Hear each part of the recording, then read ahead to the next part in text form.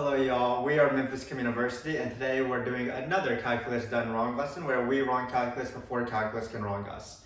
And today we are going to continue taking derivatives, which is a good news because derivatives are not too bad, but we're going to take derivatives of weirder functions. I don't think that this process that we're going to talk about today, which is implicit differentiation, is going to be harder, it's just a little bit weirder. And why is that? Well, every single function that we've taken the derivative of so far up to this math course, if you've been following these videos, the function has been given in terms of x. It's been explicitly given in terms of x. So for example, we've taken derivatives of things like sine squared x, or the inverse tan of e to the x times ln x, or 5 to the x over cosine of 3x. And we've of course used chain rule, product rule, power rule, and quotient rule. And we'll continue doing those today, except what's been bugging me recently, what I've been wondering about, what has been keeping me up at night is whether we're allowed to take derivatives of functions where it's not in terms of x, whether they just satisfies an equation. And what we're going to see today is that of course we can do it, team. Let's get started. So today what we're going to be doing is we're going to be talking about implicit differentiation. Implicit differentiation, meaning taking the derivative of functions implicitly. Nice how they named it that. So implicit differentiation.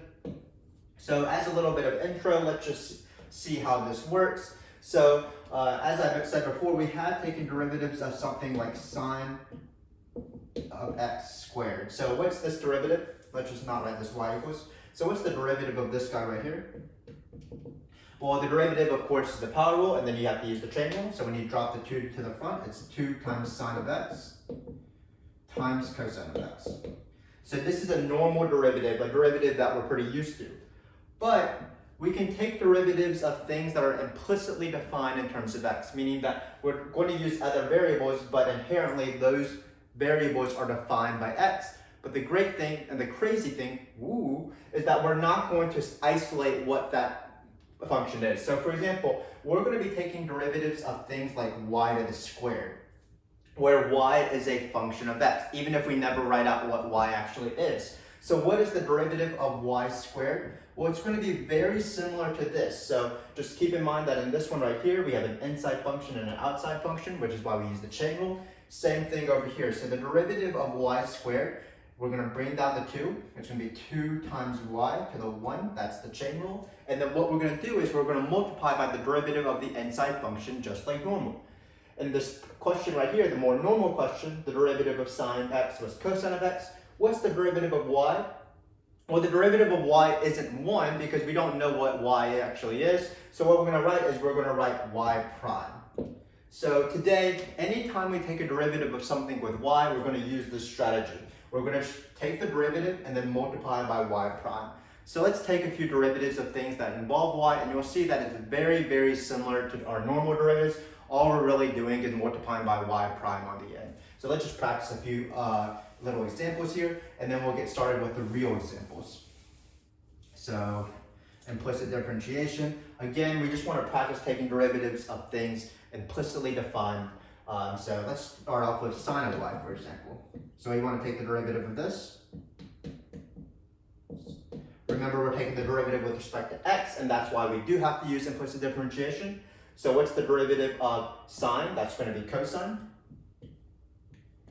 Cosine, I guess, cosine of y, but again, there is an inside function here. Treat this y like x squared, where you have to multiply by 2x by the chain rule. Same thing here. We don't know what y actually is, but we do need to multiply it by its derivative on the outside, so it's going to be y prime. So notice it's not a terrible process. All you do is you just take your derivative and then multiply by y prime at the end. Same thing if you're doing, for example, derivative of ln of y. So what's the derivative of ln of y? Well, the derivative of ln from before was 1 over something, 1 over whatever's in the ln, so it's 1 over y. But again, we need to multiply by the derivative of the inside function. And what makes this easy, what makes this easier than when you're first learning the chain rule, is that these inside functions always have the same derivative. It always has the derivative y. So it's not that bad, it's just times y prime.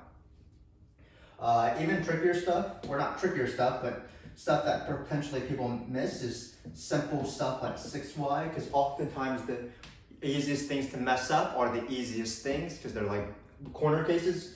But what's the derivative of 6y? Well, the derivative of 6y, what's the derivative of this? It's going to be 6 times the derivative of y prime. Just keep in mind that it's not just 6, it's 6y prime.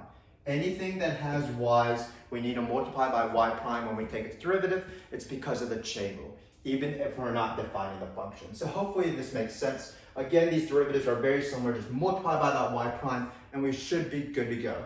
So let's start with actual examples. So I'm going to erase this all. Implicit differentiation is certainly not a hard thing. What I'm going to do first is I'm going to write out the steps for these questions because there's always an equation. And then as we go through the problems, you'll notice that there are a few warnings or a few pitfalls that we should hopefully avoid, but I believe in us, we should be fine. So I shorten implicit differentiation as imptive, and I use it as a noun and a verb because I butcher the English language, but these are the imptive steps. So implicit differentiation. So what we're going to do, the first is we're going to take a derivative of the equation, and it's an equation, so there'll be two sides to the equation. We're going to take derivative of both sides. So we're going to take the derivative of the equation. Let's see if I can put the word equation here. It looks like I can, but you probably can't read my handwriting, but that's the word equation. So take derivative of equation, and then just be careful that this step is the calculus step. So you just, anytime you're taking derivatives, of course you want to be careful with product rule, quotient rule, and especially chain rule. So just be careful with product, quotient, and chain. Usually people remember power rule, but it's the product rule, maybe multiplying by constants. You'll see that we should be careful with constants, so I'll even stress this. Let's be careful with constants in the power rule. No, sorry, the product rule, meaning that if there's a constant times the product, we need to distribute that constant to both sides of the product rule, but that's just how normal product rule works. But in this case, sometimes people mess it up, so I just want to stress that. Be careful with constants during product rule. So this first step will actually be the only calculus step, and then every step after this will just be algebra. So step 2 is just isolate y prime. And how are we going to isolate y prime? We're just going to do normal algebra things. There's going to be a lot of variables, but hopefully we don't get confused. We should be able to make our way through the jungle. The only variable we care about is y prime. So anything that's not a y prime, we just treat it like a number. So what I say is bring the y primes to one side. So bring the y primes to the left.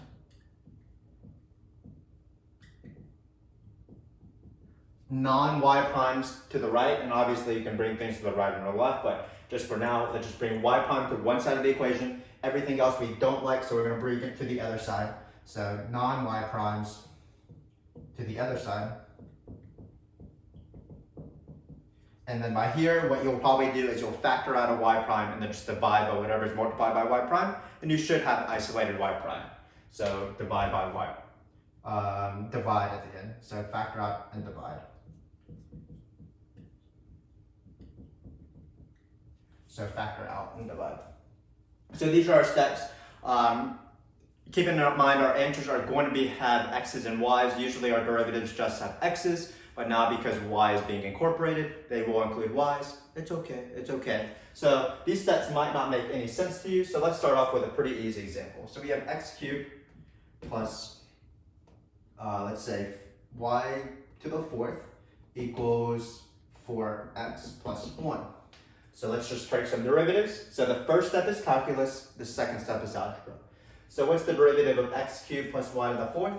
Well, that's going to be 3x squared. So I'm just taking the derivative of everything I see. I'm going to leave this y to the 4th to the end because that's the new stuff, that's the exciting stuff. So the derivative of this guy right here is 4. Just keep in mind that the derivative of 1, of course, is 0. And then this guy is the new stuff. Let's focus on it. What's the derivative of y to the 4th? Well, just treat it like a normal derivative at first. Use the power rule. So we take this 4, drop it to the front. It's going to be 4 times y. What's the new exponent? Well, it'll be 4 minus 1, of course. That's going to be 3. But do not end here. You have to multiply by the derivative of the inside. But luckily enough, the derivative of the inside in these questions will always be y prime. What's the inside function? What is getting raised to the 4th? Y. And notice that what would be really awful is trying to solve for y and then taking the derivative. This way is just a lot easier. So we're just going to write times y prime. So again, hopefully you can tell that this is an exponent and this is a derivative. I like to write it like this because I like primes better than dy dx's. If you want, you can write dy dx instead. So notice that we have done the calculus step. Everything else is going to be algebra. So now what we're going to do is we're going to isolate the y prime. At first, what I like to do is underline anything that has a y prime, and then anything that has a y prime, we'll let it stay on this side. Sorry, I can't speak. Anything that doesn't have a y prime, even if it has x's and y's, we shove it to the other side. So in this case, we have 4y cubed times y prime, and then this doesn't have a y prime, so we're going to bring it over. So it's going to be 4 minus 3x squared. So all I'm doing here is doing algebra steps. I brought the y primes to this side. I brought the non-y primes to this side. Notice that we don't have anything crazy, so all I have to do at the very end is divide by 4y cubed. And notice I will have isolated y prime. So y prime, 4 minus 3x squared over 4y cubed. And this is the answer. So again, this process usually students get pretty accustomed to, and they don't hate it because it's not too bad. Just one calculus step. And if you remember small things about the derivative, it shouldn't be too bad. And then every step after that is just algebra solving system, one equation that you've probably been used to very often. Just be careful that you're not solving for your normal just one variable. You're just solving for y prime. It might have other variables, but that's okay. So this is how you do this question. Let's practice another one, shall we? So I'm gonna erase this guy. Erase, erase, erase. Erase, erase, erase. So let's do cosine of x minus y squared equals, let's do 3x plus, what should we do? Let's do e to the y. So this is my next equation. If you want, you can of course pause the video, see if you understand this topic. See if you can do this. I'm going to do this in 3, 2, 1. 3, 2, 1. Let's see what you got. So again, the first step is just take a derivative. Anything that has x's is pretty normal. So this is just negative sine of x. That's memorized. 3x, that derivative of course is 3. So now the new stuff, the derivative of things with y's. Not that much harder, just remember y primes. So what's the derivative of minus y squared? Well, that's going to be minus 2y times y prime. This is the new thing. You drop the power to the front with the power rule, subtract 1, so that's this thing, and then you always multiply by y prime. Same thing for this e to the y. You take e to the y, the derivative of e is just e to whatever it is, but there is an inside function, it is y. Using the chain rule, what's the derivative of y? Y prime. So we have y prime here. So this is my equation that I have. So this is the calculus step. It's only one step of calculus. Everything else is just simple algebra. So let's see how this works. Again, isolate y prime. So I'm going to underline anything that is a y prime. Here we have two things with y prime, so we should put them together. Anything that doesn't have a y prime, put to the other side.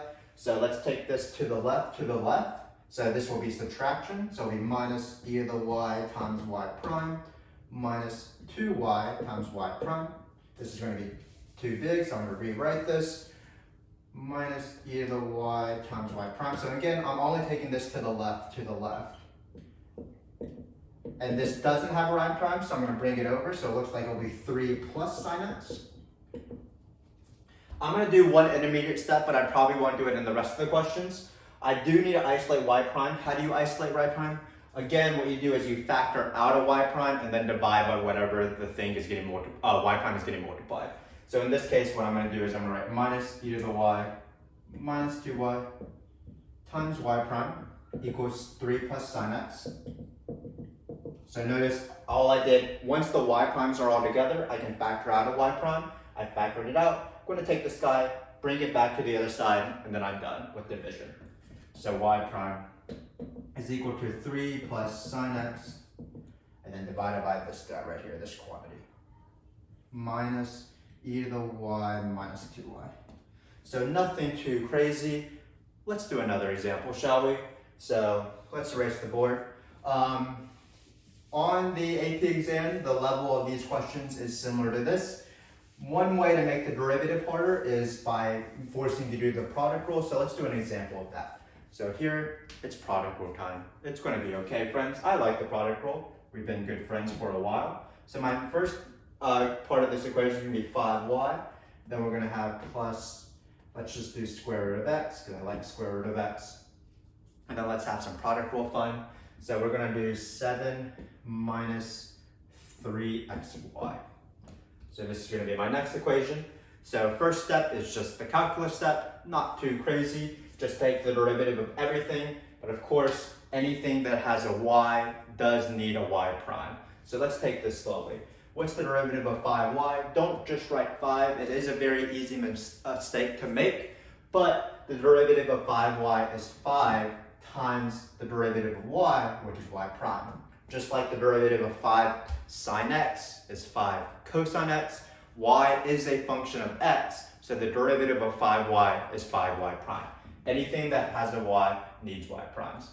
Hopefully you've taken the derivative of square root of x enough times. There's no y, so there's nothing to be tricky of. If you want, you can write it as x to the 1/2, so its derivative would be 1/2 x to the negative 1/2. Because it would be x to the 1/2, we would drop the power down, so it would be 1/2, and 1/2 minus 1 is negative 1/2. Then this 7 is pretty easy. The derivative of 7 is just 0. So the last part is the hardest part. The last part is minus 3xy. So this is where the product rule comes in, because of course you do the product rule anytime when you have functions of x multiplied by each other. Like for example, the derivative of sine of x times ln of x is sine x times 1 over x. Keep the same derivative, plus cosine x times ln x. Derivative keep the same. So here we do have two functions of x. And here is where underlining I think is pretty helpful because of this negative 3. Basically, people get confused. You just need to attach the negative 3 to both sides of the product rule, just like if you have a normal product rule question like 3 sine x ln x. So in this case, what I'm going to do is I'm going to underline this to make sure that I don't think of this as the product of x times y. I think of this as the product of negative 3x times y. And if you think about it like that, I feel like you're going to miss the product rule less. So let's do the normal product rule. So it's going to be derivative, keep the same, so it's going to be minus 3. This one doesn't have a y, so it's just a normal derivative. Then keep the same, that's an easy step, just a y. Then plus, keep the same, so that's minus 3x. And then what is the derivative of y? Don't just write 1, it is y prime from the very beginning of this video. So again, this is the product rule. If you want, I can underline things. This was the derivative of the first, keep the same, and then this was keep the same, the derivative.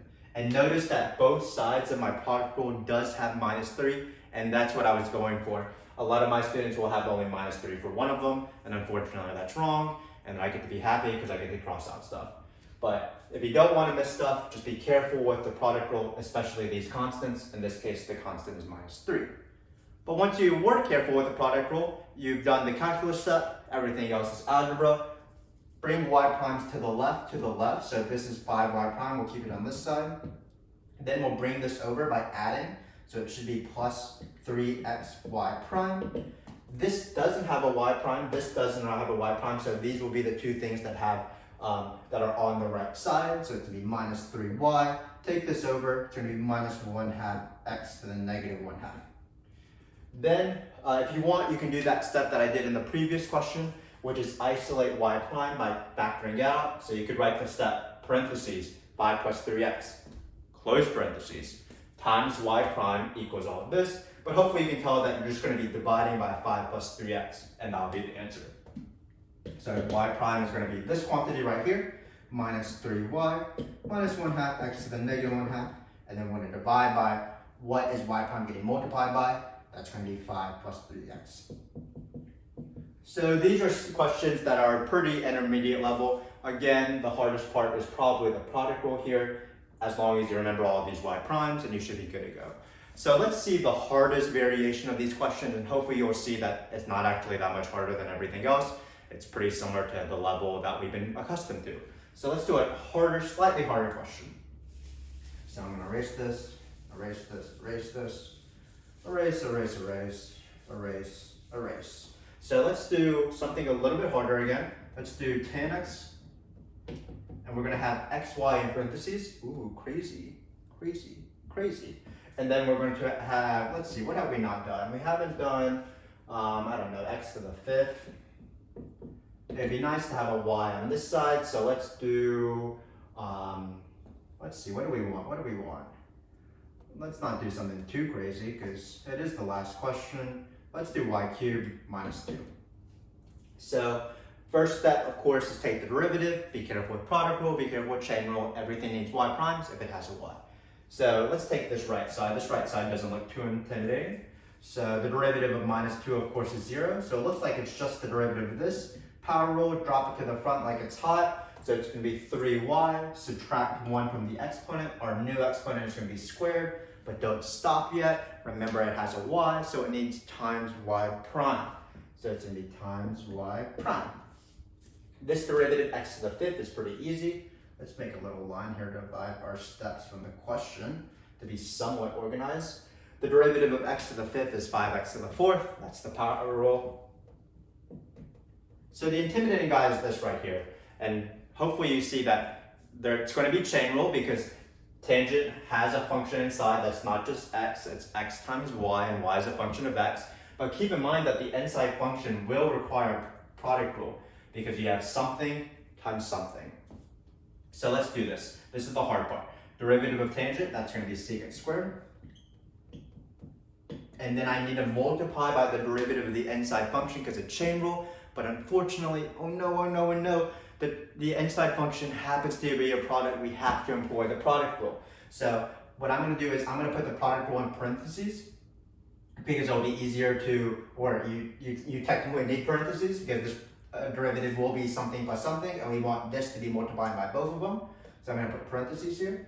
And hopefully you can see my work, but this derivative isn't too bad. It's actually easier than the one we did in the previous question, this inside part.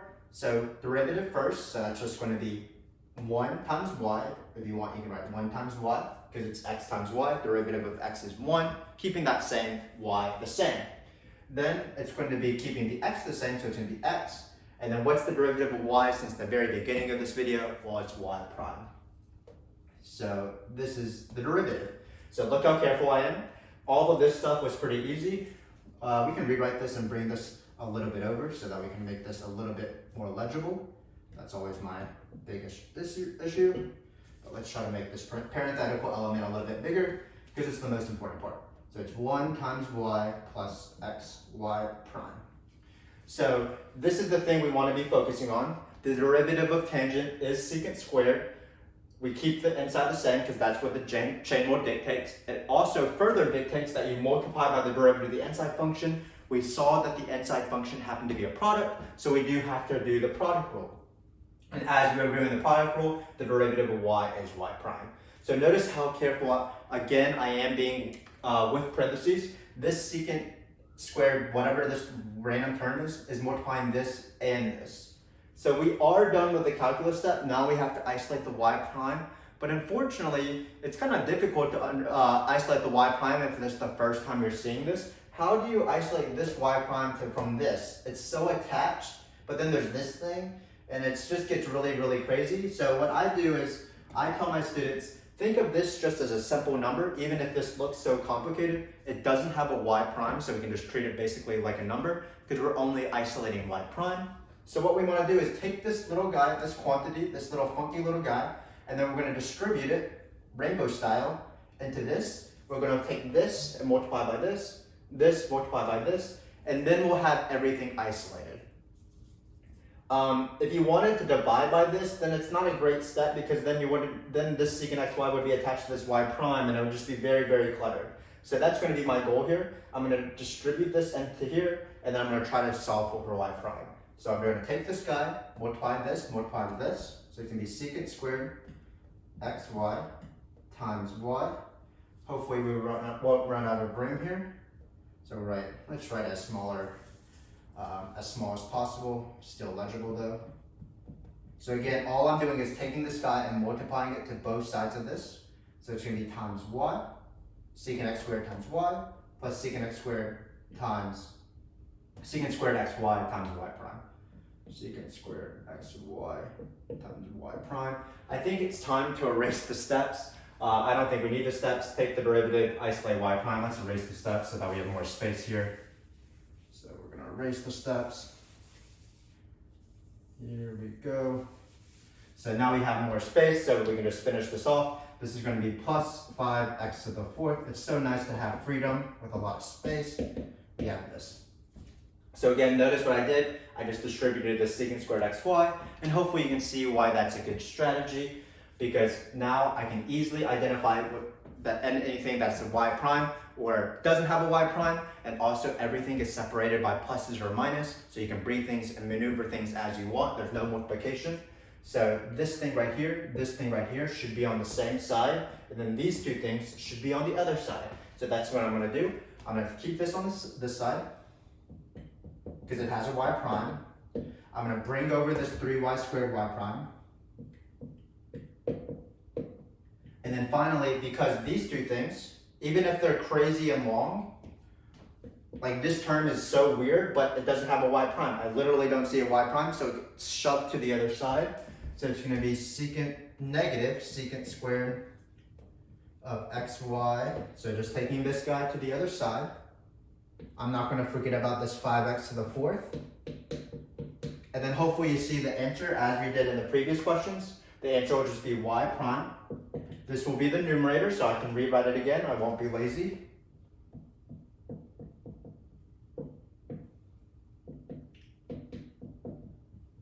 And then we're just going to divide by whatever is getting multiplied by y prime. That's secant squared xy minus 3y squared. Secant x minus 3y squared. And that's the answer. So hopefully you can see that this is, even this process, even if this involves a lot of variables, it's not the hardest process in the world. Just take the derivative. Anything that has y's needs y prime when you take the derivative. Be careful with product rule. You're going to see this sort of construction a lot, x times y. And when you have x times y in a function, you will need to remember the chain rule because it's an inside function. Also the product rule because it's a product. So this is the product rule. I'm being careful in parentheses. And I saw the best way to manipulate this algebra is to take this and distribute it inside, which is what I did. And why is that good? Because I can easily move y primes to one side and then the non-y primes to the other side and divide by normal. So this is the hardest question. Let's go back to an easier question just as a quick tidbit, and then we should be good to go. So this is going to be my final question. Just bear with me. Stay with me just for a few more minutes. I know we can do this. So let's say we have this function like x squared plus y squared. Let's just end on an easy note. 3y minus 2.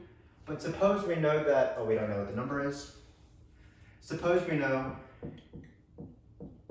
that x is equal to, let's say 1, and y is equal to 3. So let's see, what does this solve for? 1 plus 9 is 10, 3 minus 9 is, 3 times 3 is 9, so it looks like we want this to be this. So let's say we have this equation right here, and we have a function y is equal to f of x, and they want us to take the derivative of this. So they want us to find f prime, but they want to find us f prime at this situation, so f prime of 1. So this question is pretty easy, and you'll see that it's even easier than the previous questions. So we do have a derivative. The derivative is going to be y prime. Let's take the derivative one last time. So what's the derivative of x squared? That's just 2x. What's the derivative of y squared? That's just 2y y prime, because it's 2y by the power rule, and then you need to, of course, multiply by that y prime. And then finally, what's the derivative of 3y? That's 3y prime. The derivative of plus 1, of course, being 0. So in our previous questions, the answer was trying to isolate y prime. You'll see that on the AP exam, especially in the multiple choice, also college calculus exams. But what we did, of course, is we took all the y primes to this side. So we would take this to this, we would take this to this. But when you have numbers and they're going for numbers, you don't have to do that step. What I recommend my students doing is just immediately, after you take the derivative, plug in these numbers, because for them and for me and for everybody in the world, when you're doing math, usually it's easier to deal with numbers than variables. So that's what I'm going to do here, and then we'll just finish this off. So notice I'm going to plug in 1 for x, so that's going to be 2 times 1. Then I'm going to plug in 3 for y, so that's going to be 6y prime, because that's 2 times 3. And when you have 3 things and you double it, that's 6 things, of course, and then you have 3y prime. So what we're going to do at the very end, notice how easy this equation is when we're solving for y prime because we substituted in the x and the y. Just keep in mind though, you have to do this after the derivative because then the question is like weird. So finally, what's the answer here? Well, it looks like we're going to bring the 3y prime over, so it's 3y prime is equal to negative 2 because we're bringing this 2 over. Y prime is equal to negative 2/3. And that's implicit differentiation. Not too crazy. Again, it's pretty normal derivative processes where most questions, after you take the derivative, after you remember the y primes, after you remember product rule and chain rule, it's just a few algebra steps where it's basically what you've been doing for a long, long time. Implicit differentiation gets a little bit harder, or not really harder, but there's usually some more steps involved in some questions, like implicitly differentiation is involved in a question where the first step is to apply implicit differentiation as we did, like questions that involve tangent lines, for example, or maybe second derivatives. So in the future, maybe far off in the future, if you continue watching this video series, of course we appreciate that, like and subscribe, blah, blah, blah, blah, blah. But we'll revisit implicit differentiation again. But for now, hopefully you can see and know how to do these easy implicit differentiation questions. Just like usual, we will have an implicit differentiation Girls Teach Calculus video. I'll link that in the description below. She does more practice with this. She practices things with prior rule and product rule and chain rule. She has a lot of y primes on her page because these questions have a lot of y primes. So be on the lookout for that. In our next video, we'll actually use this somewhat, where we'll be doing logarithmic differentiation, and that first step of logarithmic differentiation does use implicit differentiation. It's really hard to say these long words, that's why I call them impdiff and logdiff. But be on the lookout for our logdiff video. Hopefully this was helpful. I hope to see you soon. Thanks again for watching.